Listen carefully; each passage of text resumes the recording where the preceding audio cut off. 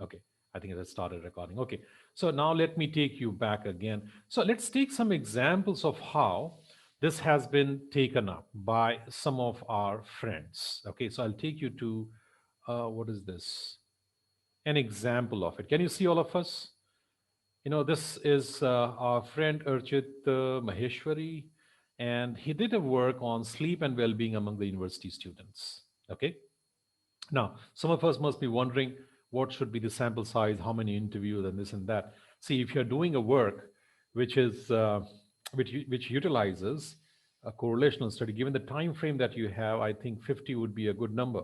Okay, where you conduct your survey and try to get the survey data and use the correlation analysis for that.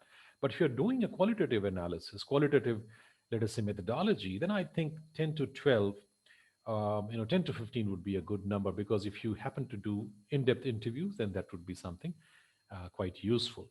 Okay, so let me take you to this. Look at the format which Archit has utilized, had utilized. Okay, writing the aim very clearly. The purpose of this research is to examine the relationship between sleep and psychological and physical well-being in students. Okay, what's the rationale? 21st century rapid changes and development have affected people's lives both positively and negatively. While keeping up the pace to achieve personal goals of growth and success, people may often ignore their own health and well-being. One of the important health-related behavior is the biological function called sleep, or biological function of sleep, right? And then he talks about the whole literature related to sleep and its importance. You can go through that. I'll send all these both these articles that I'm presenting today to all of you so that you can take a look. So and that's where he tends to generate various kinds of hypotheses to be tested with the help of correlational study. Let me take you to some of those hypotheses, and these are the variables in its study. Let me take you to the variable set. Okay, I think before that, it's important to look at the objectives as it has been mentioned. Okay, so uh, the study was conceptualized keeping in mind the high relevance of suboptimal sleep issues. Okay, now you got to learn about these variables more carefully. You can go through the whole definition of it. I don't have time to go into that right now. I'm just citing examples, and that's why I want to take you towards the objectives and hypothesis. So, suboptimal sleep issues and a vulnerability to mental health problems among young adults, particularly among college students. In the study, I utilized suboptimal sleep health as indicator of psychological maladjustment in a group of college students. I hypothesized that suboptimal sleep would be associated negatively with comprehensive well-being, right? So lack of proper sleep is negatively associated with comprehensive well-being, including physical and psychological indicators. It was also hypothesized that subdimension of sleep health, sleep duration and quality would predict well-being negatively. So they are the hypotheses that he has, and you can learn more about having such a hypothesis in lecture 7 and 8. Okay, so then, if you have gone through, so these are the questionnaires or measures that he has used in the study. You can go through that at your own leisure time, and I want to take you towards the analysis. Okay, now let's look at the correlation table. I think that is going to be of some importance. How does it look like? Okay, so this is how it looks like. So you can see that this is the correlation matrix as they see that. Okay, so on the diagonal, I know you find the correlation to be 1 because the same variable being correlated with the other one. I mean, subjective sleep quality correlated with subjective sleep quality, it would be 1, obviously. There is nothing great in that. But then there are other ones, right, which are sort of very important, keeping in mind the fact that how do various variables, particularly let us say the well-being score, getting correlated with sleep latency, then subjective sleep quality, sleep duration, habitual, so all those variables. Now, he doesn't stop here, and all these color codes are actually telling us about the level and the direction of correlation. Again, the degree and direction of correlation is something that we have already seen in lecture 7 and 8. So you can go through that and try and find out what does it basically mean. And negative correlation obviously would mean that there is an inversal sort of, inverse sort of relationship between the two variables. So for example, well-being scores you can see on the left bottom is negatively correlated with subjective sleep quality. What does it basically mean? So suboptimal sleep would mean that lack of sleep or worse sort of sleep that is negatively correlated with that. Okay, and the strength is quite high, 0.49. It also tells us sleep disturbances are negatively correlated with well-being score, and daytime dysfunction again negatively correlated.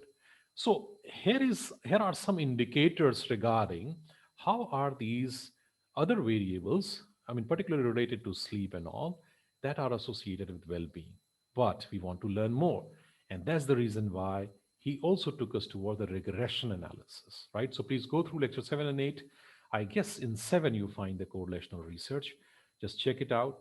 Um, and you are going to find a similar sort of presentation given there, which has been utilized so well by Archit.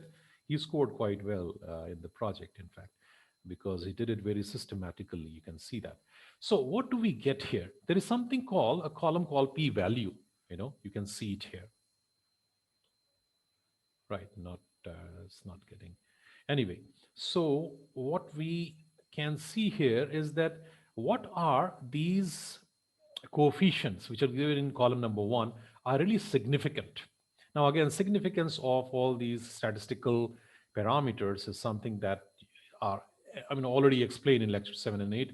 You need to go through that and try to find it out. But I'll just give you a summary of that in terms of interpretation. It basically means that the variables which, in fact, um, have the p-value less than 0.05, for example. So subjective sleep quality, the p-value, which is basically the probability of getting the wrong sort of results, or the results just on the basis of any other variable except the predictor variable. So the wrong sort of impact, right? The probability of getting the wrong impact, as far as the impact of this variable on well-being is concerned, with the help of the data, is very, very less. I'm just giving you interpretation because I don't want to go into the actual lecture 7 and 8, because statistical significance has its own meanings, right? There is something called null hypothesis, that there is no relationship between, let us say, subjective sleep quality and well-being. And that null hypothesis being rejected wrongly, okay, has a very, very less probability, right? So if that null hypothesis is rejected, an alternate hypothesis is accepted, that yes, there is definitely a negative relationship between subjective sleep quality and well-being, which basically means that subjective sleep quality does predict well-being significantly, right? So the wrong sort of rejection of null hypothesis, or wrong acceptance of the actual negative sort of association or prediction of subjective sleep quality as far as well-being is concerned, is very, very less, 0.002. That's why it is taken to be statistically significant. Okay. Are there any other variables which are having p-value less than 0.05? I don't think so. One that comes very close is 0.058, but we don't take sleep latency to be statistically significant there, right? Okay, so there is just one variable, subjective sleep quality, that comes up as a very, very strong predictor of well-being. What does that basically mean? I'll just take a couple of minutes in telling you about the significance of the work that Urchit did, and I'll have to rotate it again. Just a moment. Okay. So, all right. Okay. Okay, these results, let's look at the third paragraph. These results of the study and the supporting evidence from previous studies highlight a growing need to focus on quality and quantity of sleep when promoting mental and physical health in adolescents and young adults. The study demonstrated significant correlation between sleep quality, sleep duration, comprehensive well-being. It was also noted that scores of subjective sleep quality and daytime dysfunction were negatively correlated, but um, okay. Uh, Also important is to note the impact of subjective sleep quality as predictor of well-being. Improved sleep quality will thus likely benefit university students in their daily activities. I think you can go through that at your own leisure, but as I was mentioning to you, that this regression analysis actually made it very clear that out of so many potential variables, potential predictors, such as, just a moment, it's not helping. Oh, where is it? Okay. Out of so many other predictor variables like, selective sleep quality, latency, duration, habitual sleep efficiency, sleep disturbances, and all, there's this subjective sleep quality, and that has been measured more in terms of the suboptimal sleep, which basically means that subjective sleep quality has been measured, with the help of, whatever questionnaire and tool, more in terms of what has been the lack of sleep, what has been the lack of proper sleep, right? And so that's why it is negatively sort of predicting well-being of the student. So I'll just take a pause here and take you towards another report that utilizes a completely different kind of you know approach, and that is from our student Sahil Badal. And his aim was to study or to find out the psychological impact of online learning on students' mental health during COVID-19. I mean, something which was very obvious even last semester. Okay, so rationale, I think it's very clear right here. I just want to take you towards the methodology. Now, I would like to tell you something that he has talked about phenomenological research, and it basically tells us about the subjective realities of students' online learning. Because if you go through that, as he has mentioned, that he wanted to go deeper into qualitative approaches, so he took initiative, tried to learn about phenomenological research. But once you go through the analysis, you're going to find a similar approach that you had done also for special assignment one. Please remember that. Okay. So what had you done there? You had the data in front of you. Okay. You started with your own take on happiness, failure, moments of happiness, meanings of happiness, and things like that. Okay. And once you were doing that, you found that, okay, there were some positive, negative surprises, divergences, reaffirmations of your own initial understanding about, those phenomena. So something very similar was done by Sahil. He wanted to explore the subjective realities of online learning, right? And also how that had its own impact on well-being and or mental health of students. So again, semi-structured interview schedule. I'm going to talk about that. I've already given you some material for that. You also utilize that. Your special assignment 2 is going to be based on that. So that special assignment 2 also helped him in generating these questions.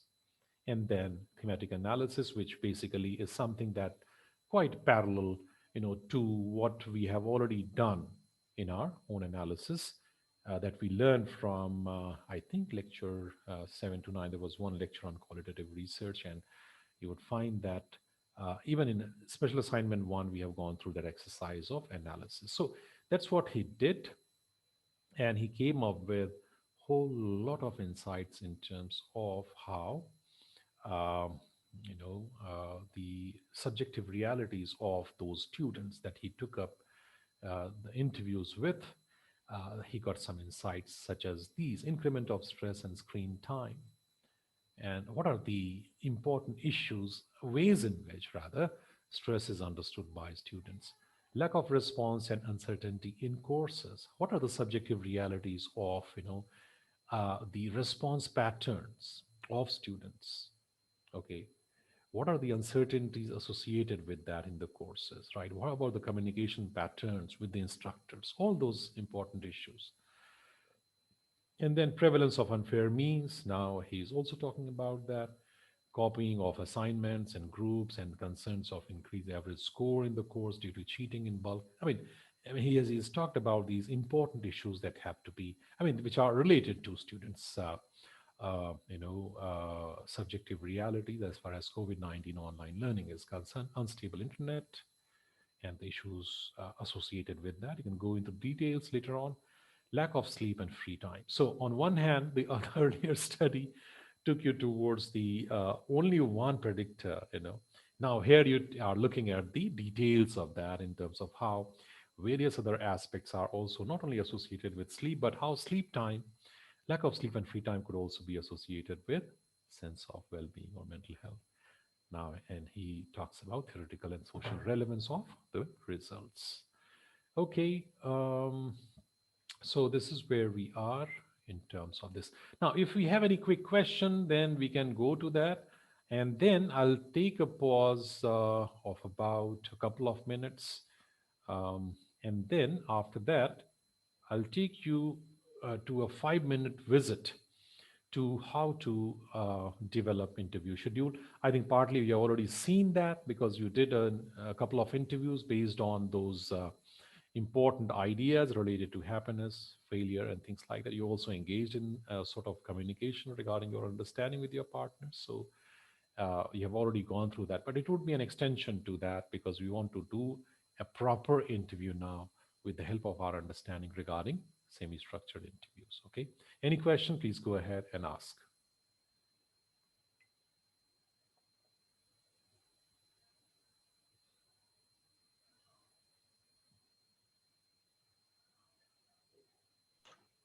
Sir, am I audible?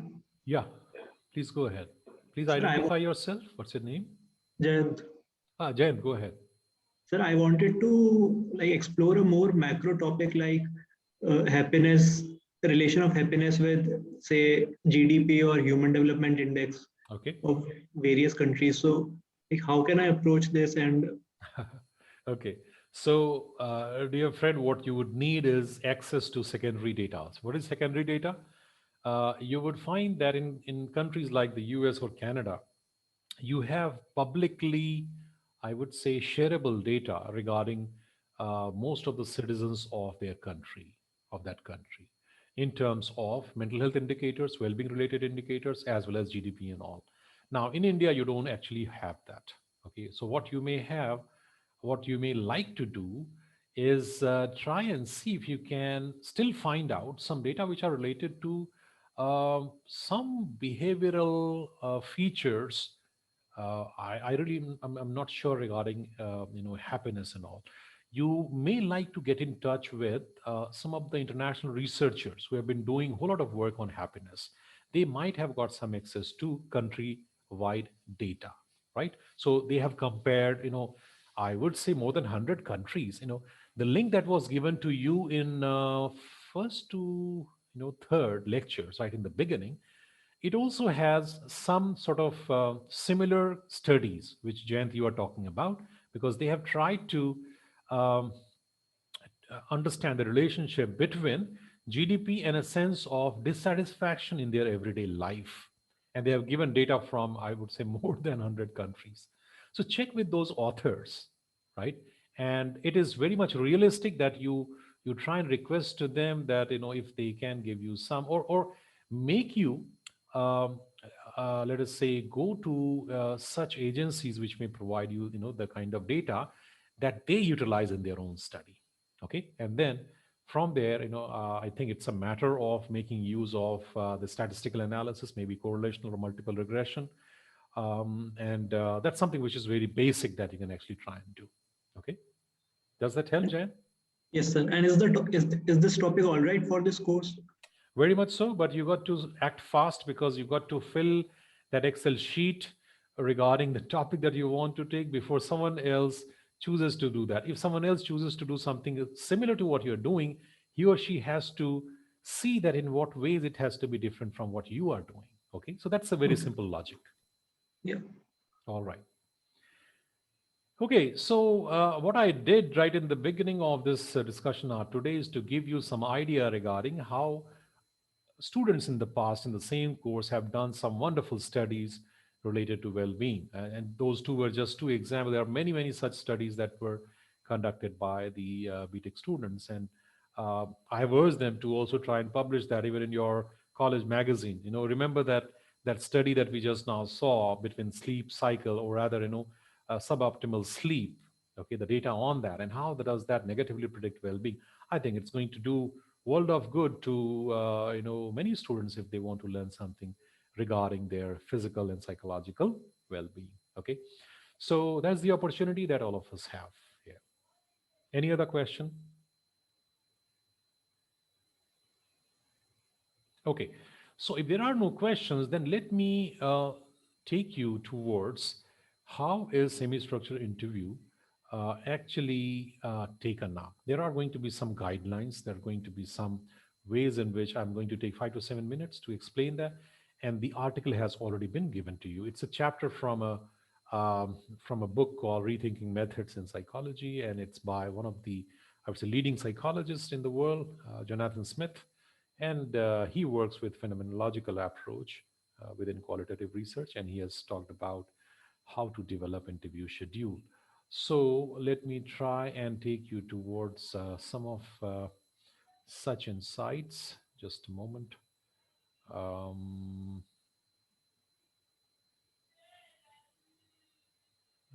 okay. Just give me a minute, and this should be okay.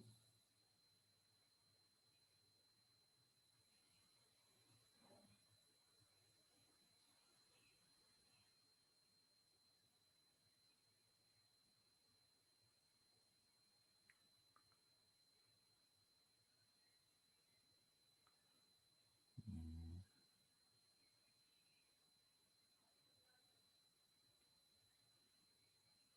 okay, just taking time to open.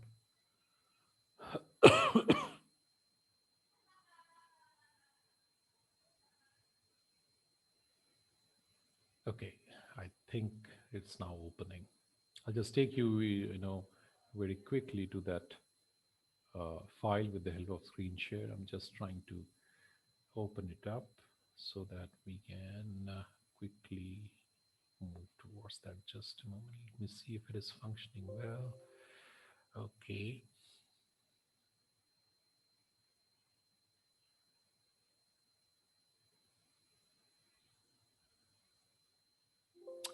All right. I think I'm ready. Okay. So, again, the reference material is the same, the article, the chapter that has already been sent to you. So I'm just going to give you the crux of what it has to say. So I think, this is already, I guess all of us can see this, right? Okay. So we have already seen, with the hello assignment 1 and 2, that's why you might realize that now, that why was assignment 1 and 2 so important for our learning, right? Without that, we don't move ahead an inch in terms of understanding human realities, particularly with the help of interviews. Okay, so importance of rapport and trust with the participant. Ordering of questions is not as great, not as important as the content of it, right? We'll take one example also. Interviewer free to probe interesting areas that arise. So you may begin with certain questions. Again, what kind of questions? That will be clearer to us. But then you may also add certain questions which come up as an important idea, even while interviewing the person, the participant. Okay. Now, interview can follow the participant's interests and consent. So that's exactly where, see, I might be thinking that, okay, negative addictions and, well-being is something that is critical. When I talk to some students, I may find that, oh my goodness, no, there are many other things which are sort of, important, let us say, processes underlying negative addiction, right? And that are more critical to be analyzed, to be, brought to the fore. So that's why participants' consents need to be taken into account. So this is the preamble, okay? Rapport or trust, ordering less important. It's a very flexible, creative process where you can follow participants' interests and consents. But how about initiating it?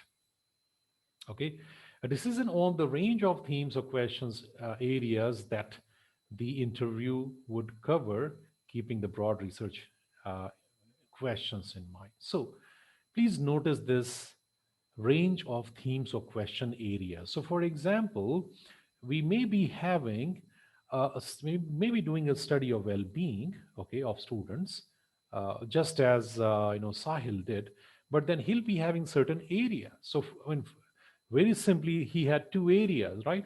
What is the experience of online learning? Number one. Number two, what has been the experience of well-being or mental health during the time of online learning? And the third thing is the association between the two. So these are the three major areas that Sahil concentrated on, right? And what next? Putting areas in areas in most appropriate sequence.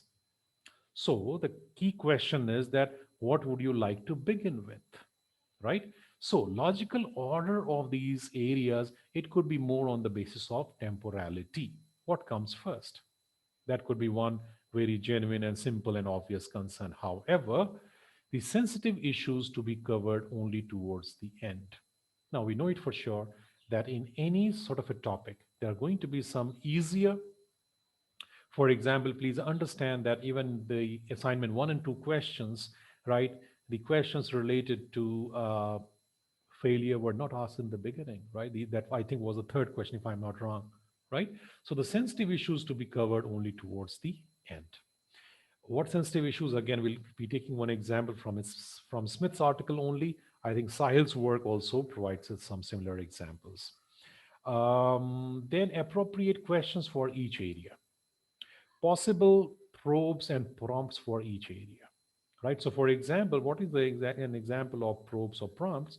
It would be like this: that okay, um, what has been the patterns of or the aspects of stress, right, related to online learning, for example. I mean, that's the question that you are asking towards the end.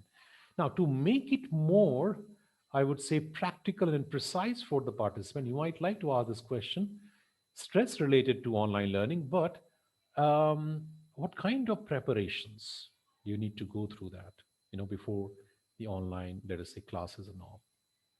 What are the stress associated with that? So that's one prompt. So you may make it very, very, sort of short by saying that the main question would read that, okay, the nature of stress associated with online learning. Please tell us about that. And then there would be one prompt before you attend the class and after you are through with the class, when you got to prepare for one and you got to revise the things and all, and then the person starts talking about that, because the whole idea of probes and prompts is to again make the whole communication closer to the person's life, as simple as that. Okay. Now, there are other concerns like avoiding leading questions. So what are the examples? The example is very simple: do you think your employee is doing a bad job? So that's not a good question. Why? Because you are already assuming that the employee might be doing a bad job.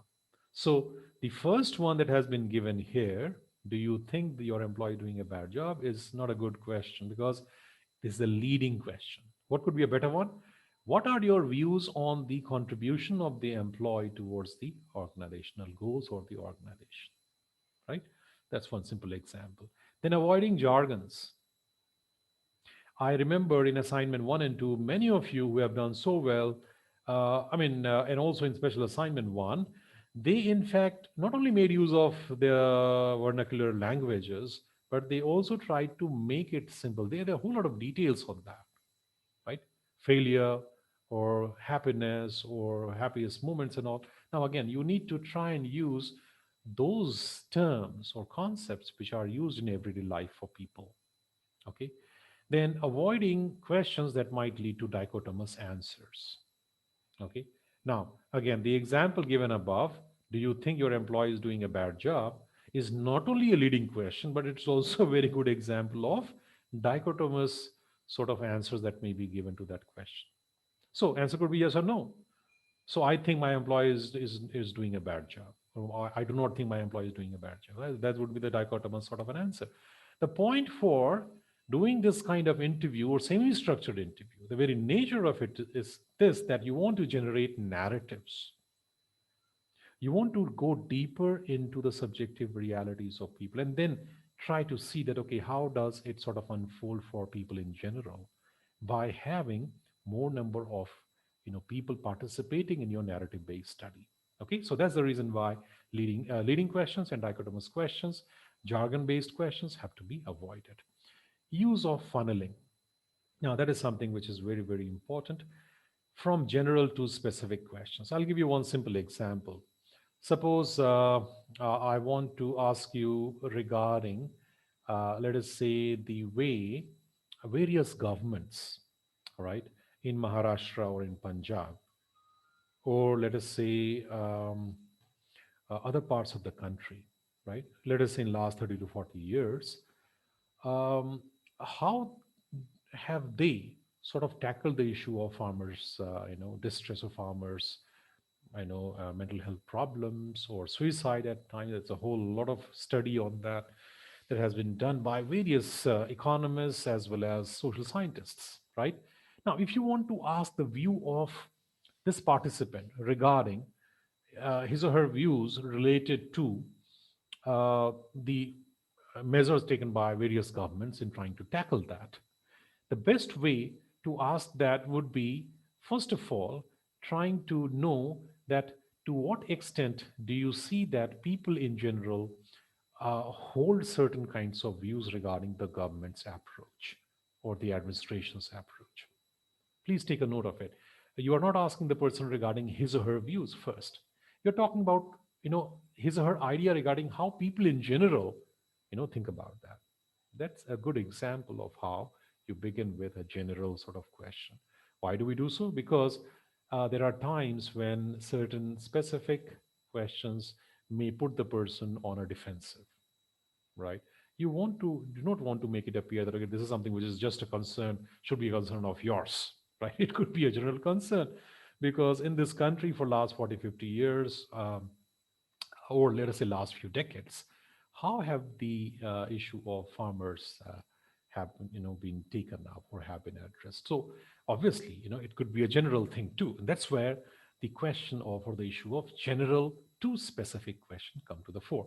um, you may also think of general as, let us say, what are the issues associated with farmers mental health, particularly in difficult times of famine, for example.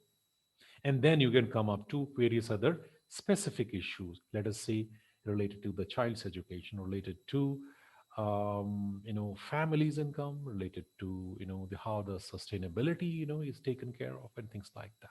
So these are some of the things which I just thought I'll give you some examples of. Now, I already have given you whole glimpse of, or the crux of, what that article tells us about. And we just have you know completed the time that we have. What I'll do is that I'll quickly take just 1 minute and take you towards an example given in Smith's article regarding how the flow of the interview takes place. Okay, so with the help of all such guidelines, if you recall, that there were things like, not using jargons, then specific to, the use of funneling, for example, and asking sensitive questions towards the end, not asking dichotomous questions or leading questions. With the help of all such things, here is one example of interview schedule for patients' experience of renal analysis, which is renal dialysis, which is related to kidney related problem, and how does the investigator or the researcher want to understand the patient's experience of that injury. So that's the broad question. Now, please remember that the entire forming of or creation of interview schedule is based on, first of all, dividing the whole interview schedule into various parts. Please take a look at it. The first part is dialysis. A, right? A is dialysis, given here. All right. And then comes identity related, experiences of the person. Then C, coping. Okay. And that's where you find that a sensitivity is there in terms of taking up certain issues which could be sensitive only towards the end. Coping is one such example, right? You can go through this and try and look at various other things that we have already noticed, in my presentation today, that basically tells us to how to, develop those questions and what kind of concerns have to be taken up there. And we can very clearly see here that it begins with something, very, very general. First question related to dialysis. Can you tell me the brief history of your kidney problem from when it started to your beginning dialysis? Then could you describe what happens in dialysis in your own words? What do you do when you are having dialysis? How do you feel when you are dialyzing? Prompt is physically, emotionally, mentally. So please go through this and try to uh, understand it for yourself. That how major concerns of not using jargons, not using dichotomous questions, not using leading questions have been taken up, right? And if you have any concern, then we are going to discuss that in the next discussion. Okay. So, all right. I think if you have any quick question, then you please let me know. Hello, sir. Am I audible? Yeah, Arpit, go ahead. You are Sir, audible. what medium should we use for, let's say, if I want to collect data of 40, 50 people? Yeah. That, yes, I cannot just call up and conduct 40 or 50 interviews, right? I mean, it will be difficult to convince that much amount No, of people to you do. perhaps missed the first part when I was actually mentioning that 40, 50 interviews are not something that you got to do. If you're doing interview-based study, then it has to be 10 to 15 people, not 50 people, right? 50 was the sample size for the correlational study that utilizes more of statistical analysis. Is that clear? Yes. So for correlation analysis, can we use something like Google Forms or Exactly. You can always do that. Yeah, because you don't have time to make use of hard copies of questionnaire distributed in the class. No, that's not number one feasible COVID times. Number two, um, uh, otherwise too, I think it does help in these times that you can make use of the online. That Google form would be a good idea. Okay, but like, yes, sir. but again, you just like I'm going to send you those reports that I've discussed today, and you can see that how even developing the Google form for quantitative or statistical based study, how is that actually done? Okay, so you can make use of that. All right. Yes, sir. Okay. Any other question or concern? Please go ahead.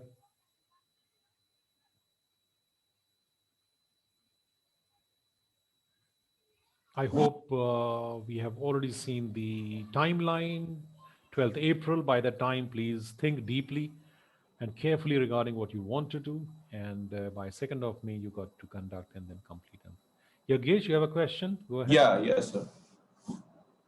Sir, from the Archit's paper, Yeah. so when he wrote about the correlation analysis and different coefficient, how he decided the coefficient, the correlation coefficients, and other thing is how he decided the relation. As he concluded that he has a relation between, he saw the relation between different parameters, these different aspects. Okay. So how did he decide a value for that? How he relate these things? So I didn't understand that. You will be able to understand. It's very simple. If you go to lecture 7, I think, that's where Yeah, yeah, I 7 or saw 8. that. So once you go there, everything has been explained. Coefficient you don't decide. That's decided by the data set that you have Yeah, yeah, I from get the it. sample, and you do have a line of best fit. Now, the line of best fit is something which is not decided by you. It's decided again by the nature of data that you have. So everything is dependent upon the raw data that you have, right? Yeah, So I get it. The yeah. So data, what? Yeah. What really okay, helps? I get from surveys and interviews. But yeah, Yeah. sorry, Go. you Yeah. continue. Yeah. Yeah. Go ahead. So yeah, I will get the data from the interviews and surveys, and then how will I decide that the values for every aspect, for every parameter? Okay, you don't decide that. See, I'll give you one simple example. Yes. If I have to conduct a study on this section of people, who are listening to me right now, and I've decided that okay, it's going to be study based on, let us say, one criterion variable, that is well-being, and other predictor variables, just as Archit did. Okay. Yeah. So sleep related issues or other, let us say, 3 to 4 variables that they have. So I'll be sending them a questionnaire and they got to, give me the sort of data. So for example, example of a questionnaire is very simple, that it would be something like a 5-point scale. If I ask you that when you woke up in the morning, right, were you feeling fresh, that you had a good sleep, right? Yeah. Indicative of that. And now you got to respond to that 1 to 5. 5 would mean yes, right? Very much so. Okay. 1 would mean not at all. Now, you'll be having, let us say, 10 to 15 standard questions in that. Either you develop it on the basis of the exact variable that you have in your mind, or there are, measures or tools or questionnaires which are already available, but Yeah. you got to use it sensibly, in the sense that not everything from there may be useful to your own culture, to your own context. So I mean, you got to take a call on that. So Archit also utilized that. He also talks about various questionnaires that were utilized in that. Okay, now once you have total score on all these, let us say, questionnaires, Yeah. that part of the questionnaire, or let us say tool, is related to a particular variable, and the total score there tells us about a particular data point for that particular participant. So there are 50 people, there will be 50 dots, Yeah. okay, representing the values of various variable on an n+1 dimensional scale, Yeah. right? I get. So n is the number of variables which you have on the in your study. So that's how it goes. And I mean, I'm not talking anything new. You go to lecture 7 and 8, you're going to find Yeah. a Yeah. similar thing, happening there. So once you have those data points on that n+1 dimensional scale, you do find that what you have is a line of best fit, Yeah. right? That gets automatically generated with the help of least square procedure. That's the mathematical principle behind that.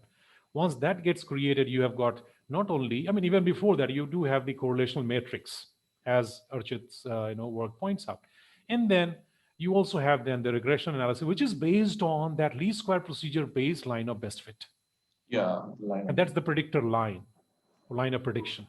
And from there only you take the coefficients, okay, which is nothing but the perpendicular line that you draw on the y-axis, with the help of the x1 or x2, x3, whatever you have as the predictor variable. As simple as that. So if you can visualize that, right, you clearly have the coefficients with you.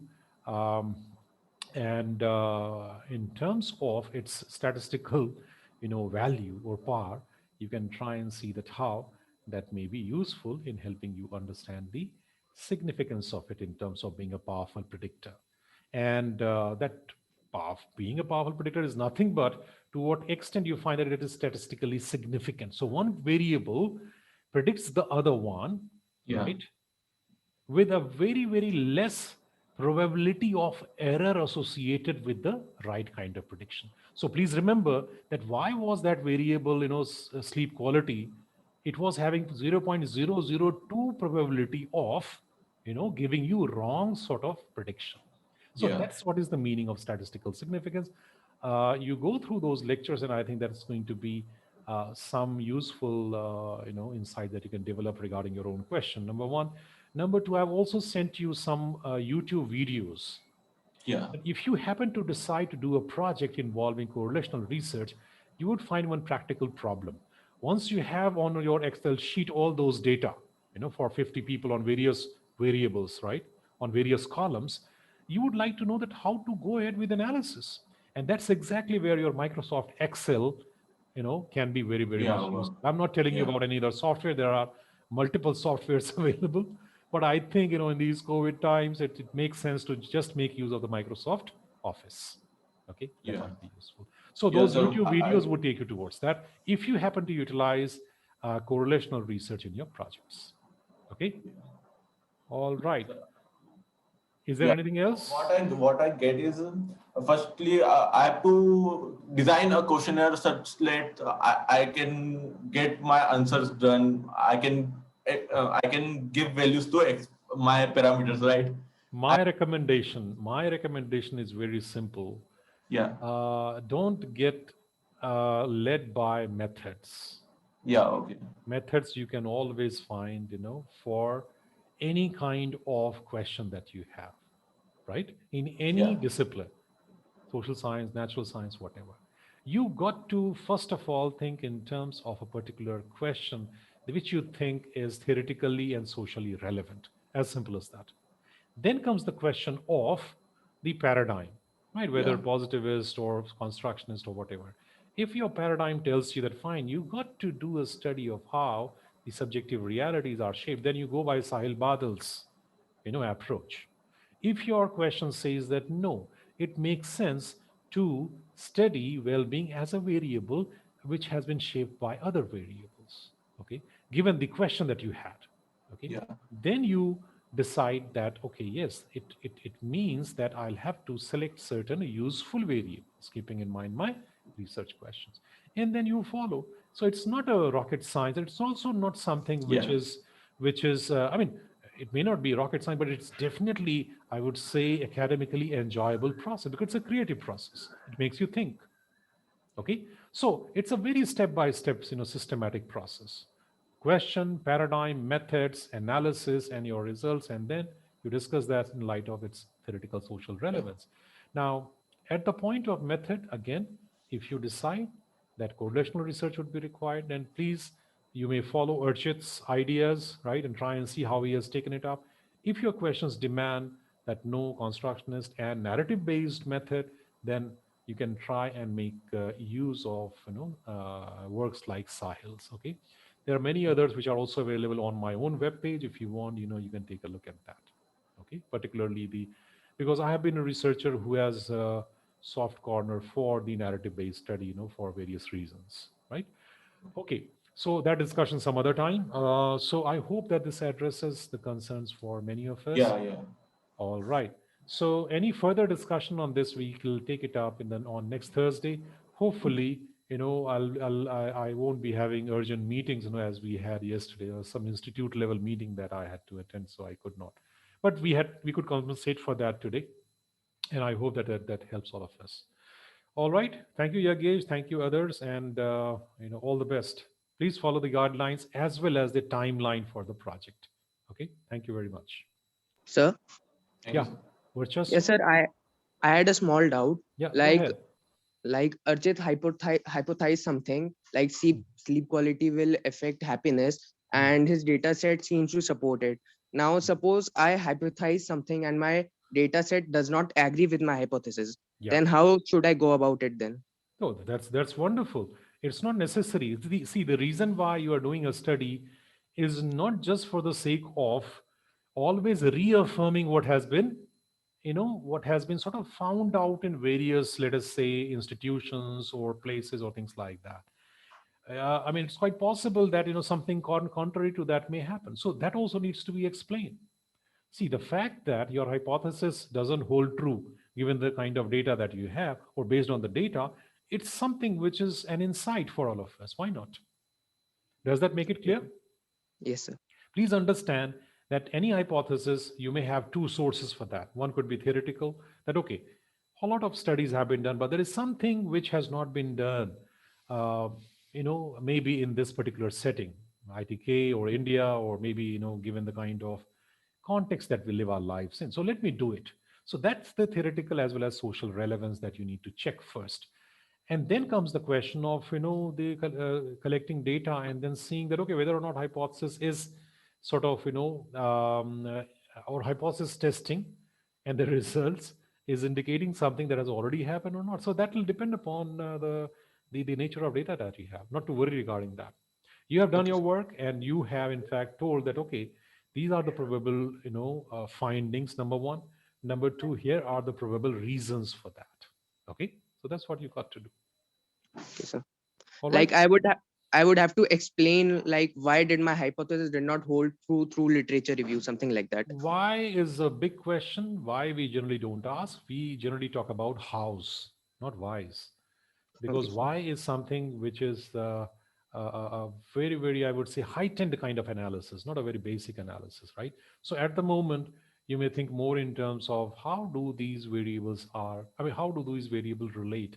How do some variables predict the other? If these predict, very good. If these do not, that's also an understanding, man. What's the problem with that? See, suppose, let's say Archit would have found out, okay, that lack of sleep, right, may not be negatively affecting, negatively predicting well-being, right? So this could be a possibility, quite possible, right?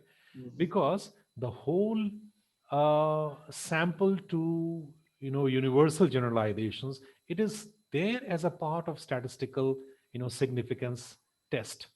So you had got the sample of 50. So that is something that tells you about the entire population.